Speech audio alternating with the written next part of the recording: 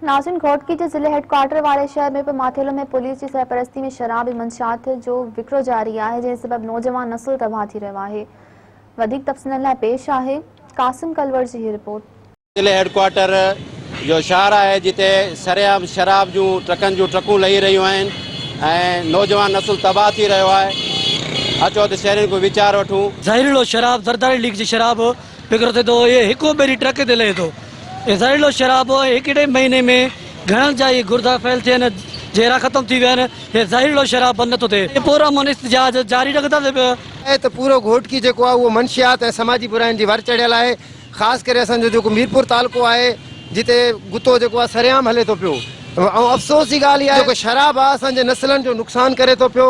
Hindu community भले उन खे इस्तेमालु करे थी, उन खे बि कानून जी इजाज़त न आहे, पर असल ॻाल्हि इहा अथव त असांजा मुस्लमान, ख़ासि करे असांजा मुस्लमान 80% असांजा मुस्लमान वापराइनि था ऐं उन खां पोइ बुरायूं उरूज ते अची वियूं आहिनि। चोरी चकारी उरूज ते आहे। आए ॾींहुं को न को असांजो मवाली माण्हू रोड रस्ते ते मोटरसाइकिल हलाईंदे किथे किरंदो आहे, शराब जे नशे में धुत हूंदो आहे ऐं उन खां पोइ जहिड़ा झगड़ा वधंदा आहिनि ऐं फ़साद जी जेका असल जड़ आहे उहा हक़ीक़त में शराब आहे। असां एंटी नार्कोटिक्स वारनि खे अपील कंदासीं त ख़ुदारा इन ते को एक्शन खणो ऐं सरेआम शराब जो जेको विकिरो जारी आहे उहो ख़तमु करायो। असांजे शहर मीरपुर माथोले में शराब एतिरो थी वियो आहे जो का हद ई कोन्हे।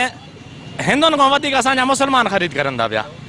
हर टाइम 24 कलाक उते एतिरी रश आहे, को उन्हनि खे चवण वारो कोन्हे कहिड़े हिसाब सां उन्हनि खे परमिट ॾिनी वई आहे, कंहिंखे ॾियणो आहे कंहिंखे न ॾियणो आहे। तंहिंजे करे असां हद वारनि ऑफिसरनि ऐं हुक्मराननि खे अर्ज़ु कयूं शराब जा कारखाना हलन था या गत्ता उन्हनि ते एक्शन खयो वञे ऐं उहे बंदि कया वञनि। शराब खानो बंदि कयो वञे। मीरपुर माथेले में वॾो शराब खानो सरेआम हले पियो। नानक राम खे का बि परवाह कोन्हे। SSP Ghotki DIG Sukkur IG खां मुतालबो कयूं था प्राइम मिनिस्टर वज़ीर आला सिंध खां त ही नानक राम जे ख़िलाफ़ बिल्कुलु एक्शन थियणु खपे। पूरे ज़िले घोटकी में जेके भी शराब जा गुत्ता हल रहिया आहिनि, इहे गॾा आहिनि ऐं खोता आहिनि, इन जा इहे दुकान फौरी तौर ते बंदि कया वञनि।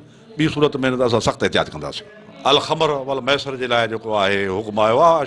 शराब जे लाइ त उमुल ख़बाइस, यानी हर बुराई जी जेका जड़ आहे माउ आहे उहा शराब आहे। शराब हिकु अहिड़ी वॾी हिकिड़ी समाज जी लानत आहे जंहिंखे हर सूरत ख़तमु, छो जो नशे जी सूरत में उन को बि होश न रहंदो आहे। न माउ भेण जी धीउ जी सुञाण आहे, न इंसानियत जी सुञाण आहे, न उहो इंसानु रहे थो, बल्कि उहो हैवान खां बि बदतर आहे। मोहम्मद कासिम कलवर, मेहरान TV, मीरपुर माथेलो।